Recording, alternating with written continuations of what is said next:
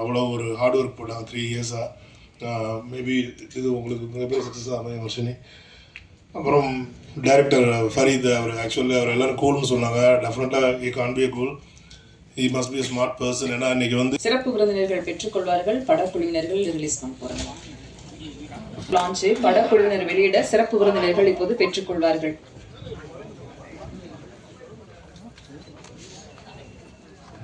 இதுக்கு எப்போ போட்டியா?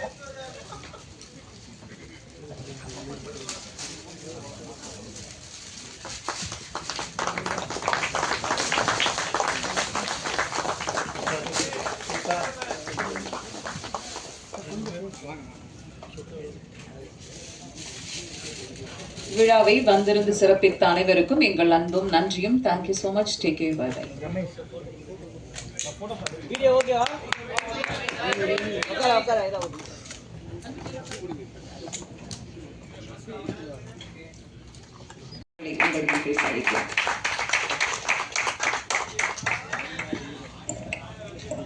எல்லாருக்கும் வணக்கம்.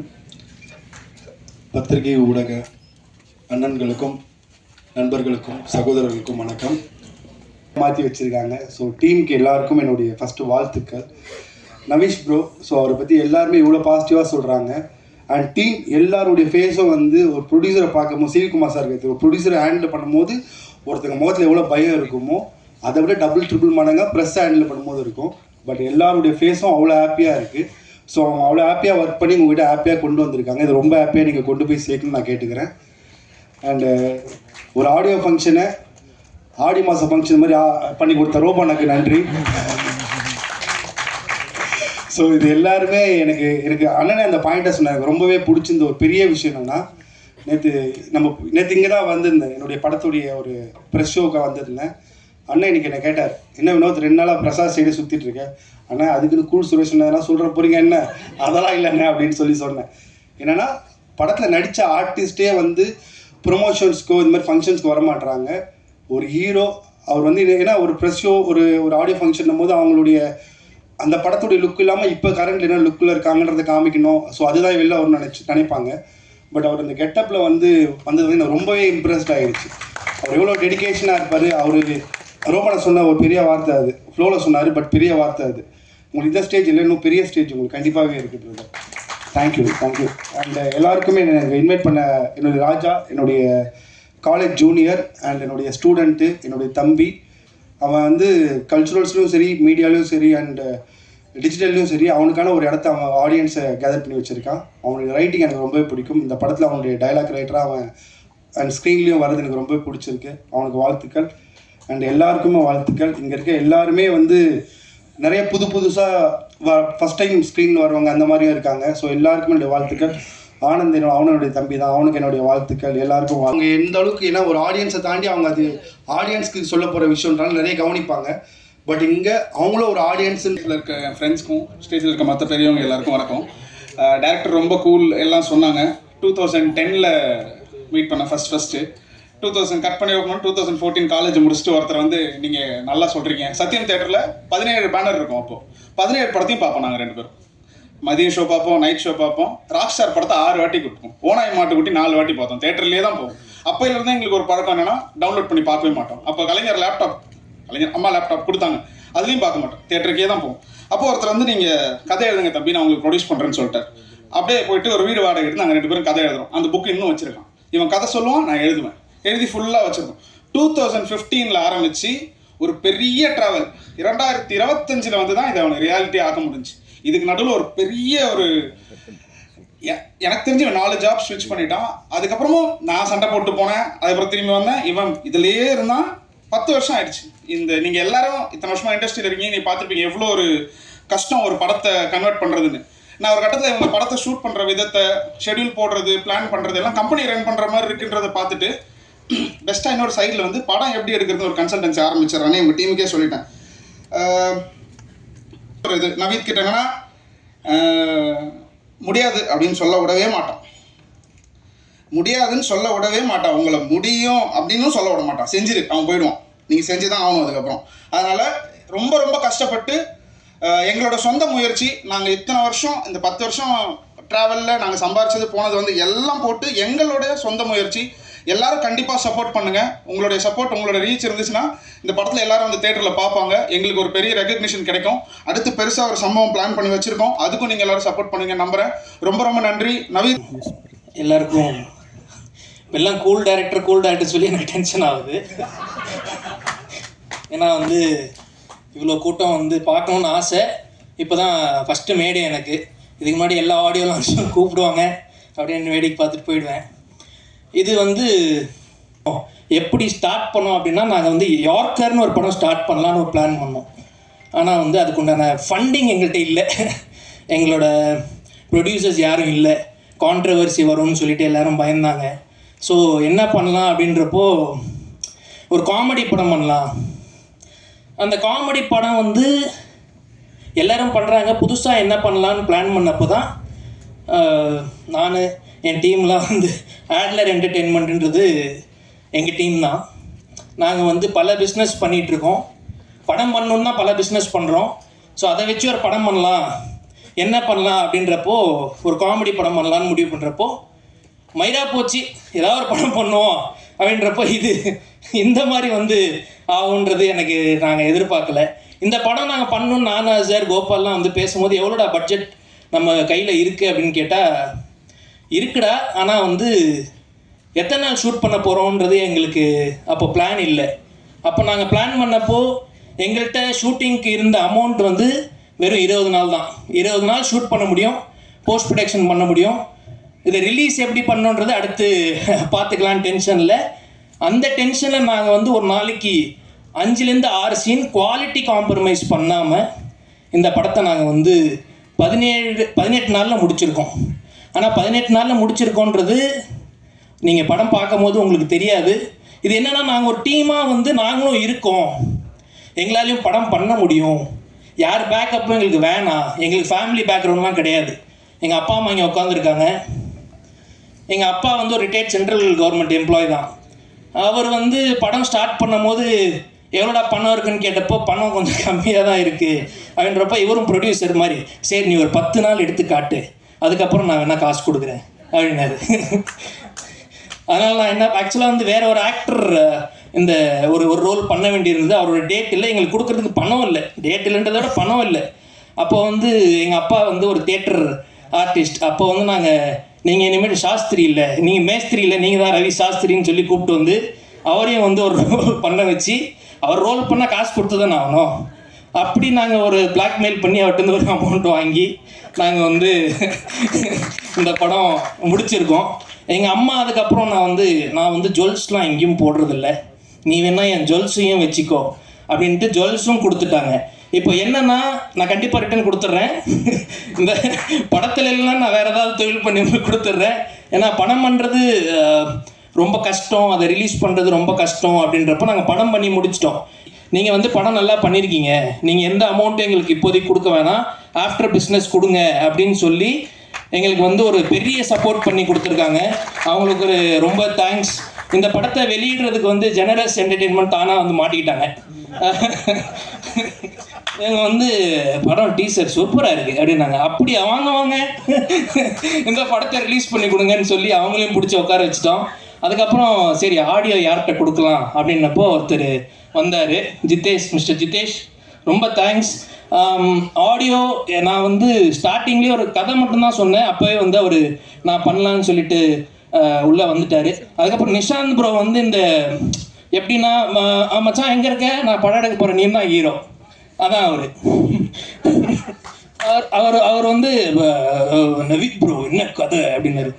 கதை வந்து இதுக்கப்புறம் தான் ப்ரோ எழுதணும், நீங்கள் வாங்க, அதுக்கப்புறம் உங்களை வச்சு நாங்கள் யோசித்து ஒரு கதை எழுதுகிறோம் அப்படின்னப்போ இவர் வந்தார். அதுக்குள்ளே நாங்கள் லாக் பண்ணிட்டோம். கேபிவி ராஜா, யுவராஜ், ஆக்சுவலாக யுவராஜ் வேறு படம் பண்ணிட்டார் டேரக்டராக, இருந்தாலும் நீங்கள் வந்து டேரக்டரில் இங்கே வாங்க அப்படின்னு சொல்லி அவரையும் இந்த படத்தில் கோ டேரக்டராக வேலை செஞ்சு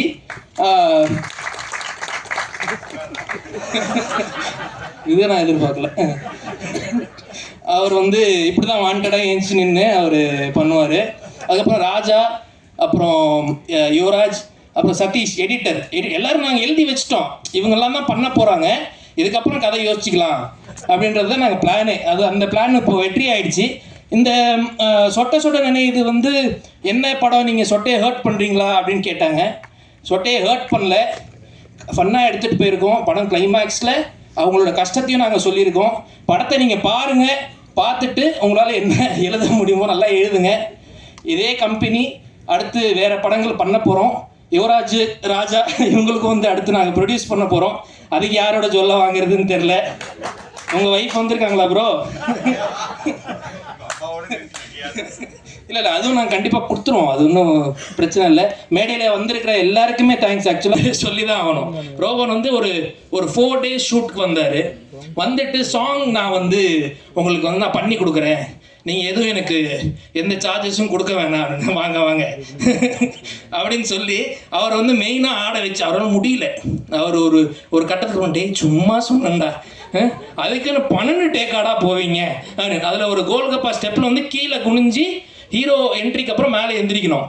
நான் ஆக்ஷன் சொல்லிட்டேன், எல்லா டான்ஸரும் எழுந்துட்டாங்க, எங்கே இவரை காணும். இவர் அதுக்கப்புறமேட்டு எந்திரிப்பார், கட் 1 more அண்ணே தேங்க்யூ வந்து நீங்கள் பண்ணி கொடுத்ததுக்கு. ஹீரோயின் ஷாலினி, உங்களுக்கு ஃபஸ்ட் படம், but you have a bright future. Varshini சொல்லவே வேணாம். வர்ஷினி அடுத்து ஒரு 3 படம் சைன் பண்ணிட்டாங்க. அவங்களும் வந்து பண்ணிகிட்டு இருக்காங்க பெரிய டேரக்டர்ஸ் கூட. இந்த லைக் மியூசிக் வந்து சார் ரஞ்சித் துணி சார் பண்ணுறாரு அப்படின்னு சொன்னோடனே ஓகே, அதுலேயே நம்ம ஓகே, கண்டிப்பாக அது வந்து ஒரு சார்ட் பஸ்டராக தான் இருக்கும். அண்ட் சிங்கர்ஸோட லைனப்ஸில் பார்த்தீங்கன்னா சொன்னால் அது ஒரு பெரிய ஹிட் நம்பர். பிரியங்கா உங்களோட கொலாப்ஸ் அண்ட் ஆர்டிஸ்டோட ஜாவித் அலியோட அந்த வோக்கல்ஸில் அது ஒரு பெரிய ஹிட் நம்பராக இருந்தது எங்களுக்கு. அதில் very happy about that. And கண்டிப்பாக டேரக்டரை பற்றி சொல்லணும். அவர் கூல் டேரக்டர் இல்லை, அவர் ரொம்ப ஒரு மாதிரி ஃபன்னான டேரக்டர். பிஸ்னஸ் பேசுறதுலேருந்து சரி, ஒரு ஆப்ரேஷனல் விஷயமா எது கால் பண்ணாலும், கண்டென்ட் எது பற்றி பேசினாலுமே அவர்கிட்ட பேசிட்டு ஃபோன் வைக்கிறதுக்குள்ளே கண்டிப்பாக நம்மளை வந்து ஒரு டார்ச்சர் ஒன்று பண்ணுவார். கண்டிப்பாக நல்லதான் சொல்கிறேன், நல்லதான். ஏன்னா நம்ம ரொம்ப டென்ஷனில் இருப்போம் பிஸ்னஸ் விஷயமாவோ இல்லை ஆப்ரேஷன் விஷயமா, டெய்லி ரிலீசஸ் இருக்கும். ஆனால் அவர்கிட்ட ஒரு 10 நிமிஷம் நம்ம பேசணும், நம்ம சில் ஆகிடுவோம், எல்லாத்தையும் மறந்துடுவோம். நைட் ரொம்ப லைவா இருப்பாரு, 1 மணி 2 மணி 3 மணி வரைக்கும் ரொம்ப லைவா இருப்பாரு. அது ஒரு ஸ்டிக்கர் போட்டு ஒரு கேம் விளையாடிட்டு இருப்பாரு.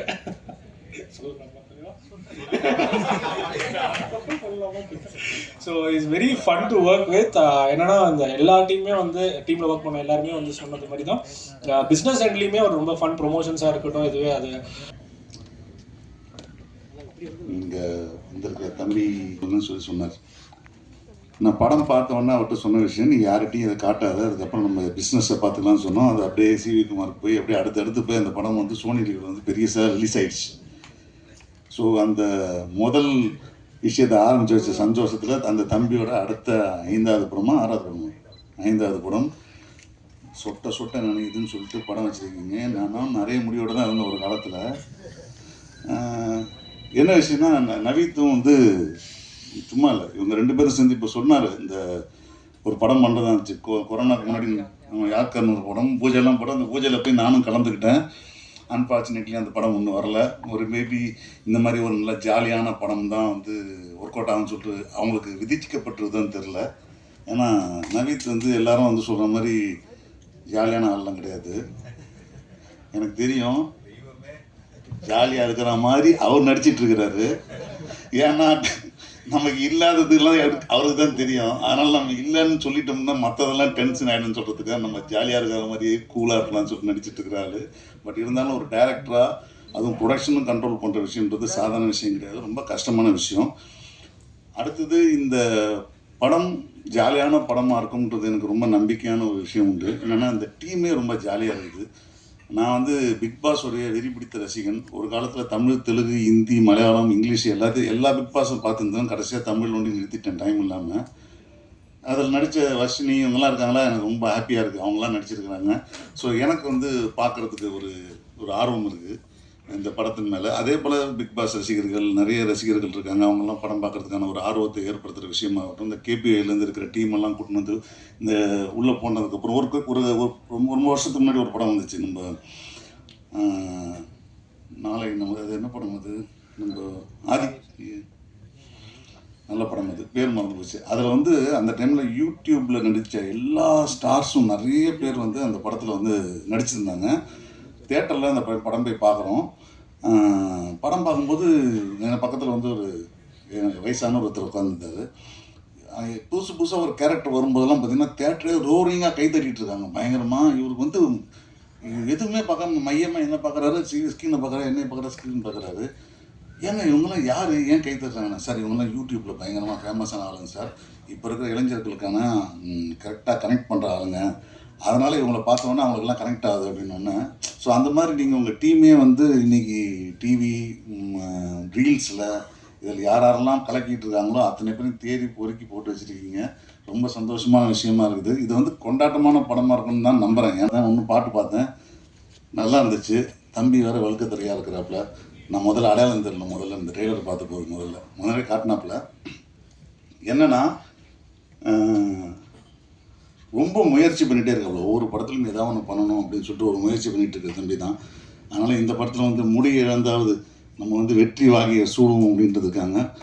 ஒரு விஷயம் நல்லா தெரிஞ்சுங்க, முடி இல்லாத பொண்ணு கிடைக்காம இருக்கலாம், ஆனால் கேர்ள் ஃப்ரெண்ட் கிடைக்காம இருக்கலாம். கல்யாணம் தான் நடக்காது, அதை நம்ம ஒன்றும் பண்ண முடியாது. ஏன்னா அதுக்கு பின்னாடி நிறைய லௌகிக விஷயங்கள்லாம் இருக்குது. கேர்ள் ஃப்ரெண்டு பிரச்சனை கிடையாது. அடுத்தது வந்து முடி இல்லாததை பற்றி படம் எடுத்தவங்க யாரும் இது வரைக்கும் தோற்றதே இல்லை. இப்போ இதே படம் எடுத்துக்கலாம் வந்துச்சு, அந்த படம் ஹிட்டு. பாலான்னு ஒரு படம் வந்துச்சு, அந்த படம் ஹிட்டு. இப்போ தமிழில் இந்த படம் சொட்ட நினைக்குதுன்னு சொல்லியிருக்கிறாங்க. சொட்ட நினைக்கிறது வந்து கொட்ட வரட்டும் படம். நிச்சயமாக உங்கள் டீம் எல்லாருக்குமே வந்து வாழ்த்துக்கள். ரிதேஷ் நம்ம அடிக்கடி எதுக்கு உட்கார வச்சுக்க தெரியல,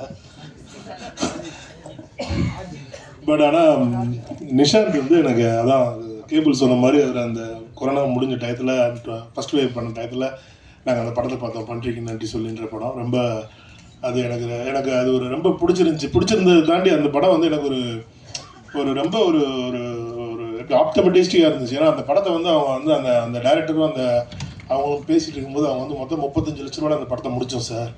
அதில் வந்து இப்போ 18 lakhs வந்து மியூசிக் மட்டும் ஸ்பெண்ட் பண்ணியிருக்கோம், பேலன்ஸ் 17 lakhs என்டையர் படமே பண்ணியிருந்தோம் அப்படின்னாங்க அந்த பன்றிக்கு நன்றி சொல்லி. அது எனக்கு ரொம்ப பெரிய ஐ ஓப்பனாக இருந்துச்சு, இப்படியா கூட சினிமா பண்ண முடியுமா அப்படின்னு. பட் அந்த படம் அப்புறம் நான் பார்த்தேன், அப்புறம் என் ஃப்ரெண்டுகிட்ட சொன்னேன், அப்புறம் கேனல் சார் வாங்கி அதை சோனி லைவில் பெரிய விலைக்கு கொடுத்தாங்க. அந்த படம் நல்லா போச்சு. அதே மாதிரி இந்த படமும் ரொம்ப நல்லா, ஏன்னா அந்த நிஷாந்தோட கதை தேர்வு மேலே எனக்கு ஒரு நம்பிக்கை இருக்குது. டெஃபினட்டாக இந்த படம் மிகப்பெரிய வெற்றி அடையணும் பண்ணுங்க. And I must say a big thanks to Nishant to introducing me to Naveed. And Naveed, thank you so much for giving me this wonderful opportunity. And this will be my something which I have achieved after a long very time. Thank you very much, Guru.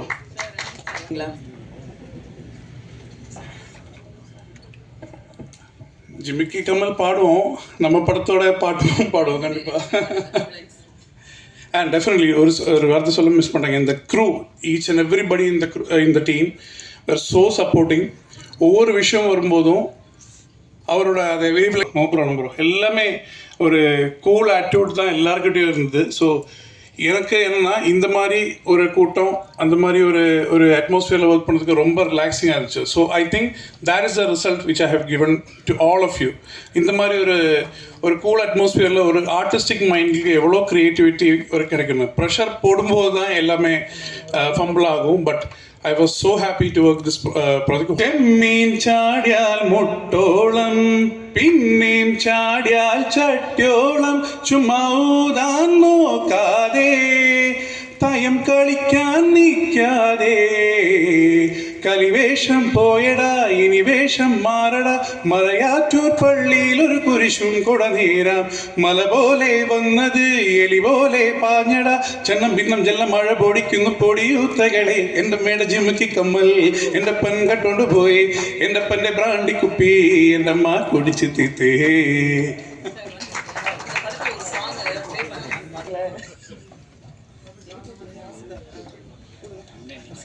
சரி பாட சரி. ചെമ്മീൻ ചാടിയാൽ മുട്ടോളം പിന്നെയും ചാടിയാൽ ചട്ടിയോളം ചുമ്മാ ഊരാൻ നോക്കാതെ തയം കളിക്കാൻ നിൽക്കാതെ കലിവേഷം പോയടാ ഇനി വേഷം മാറടാ മലയാറ്റൂർ പള്ളിയിൽ ഒരു കുരിശും കുടനീരാം മല പോലെ വന്നത് എലി പോലെ പാഞ്ഞടാ ചന്നം ഭിന്നം ജല മഴ പൊടിക്കുന്നു പൊടിയൂത്തകളെ എന്റെ മേട ജിമ്മി കമ്മൽ എന്റെ പണ്ടിട്ടോണ്ട് പോയി എന്റെ പന്നെ പ്രാണ്ടി കുപ്പി എന്റെ മാ കുടിച്ചിട്ടേ. பிரியங்கா மிஸ் பண்ணிட்டீங்களே அச்சோ. பிடிச்ச சாங்ஸ் அது உங்களுக்கு ஒரு 2 லைன்ஸ் உங்களுக்கு பாடுறேன். ஓர கண்ணால பார்க்கும் முன்னால வீசும் காத்தெல்லாம் சீனி சக்கரையா தேனு செவ்வாழ சேர்ந்து பெண்ணாக நானும் காஞ்சேனே தேங்காய் கொப்பரையா 5-6 வாரமா மந்தார மேகமா சஞ்சாரமாடுதே இதுதான் அதுவா ஏ மருதாணி பூவா மனசெல்லாம் நீதான் மனசுக்குள் நீ செய்யும் காதல் தந்திரமா என் மந்திர கண்ணாலே என் மந்திர கண்ணாலே என் வானம் பூமி எல்லாம் இப்போ சுத்துது உன்னாலே.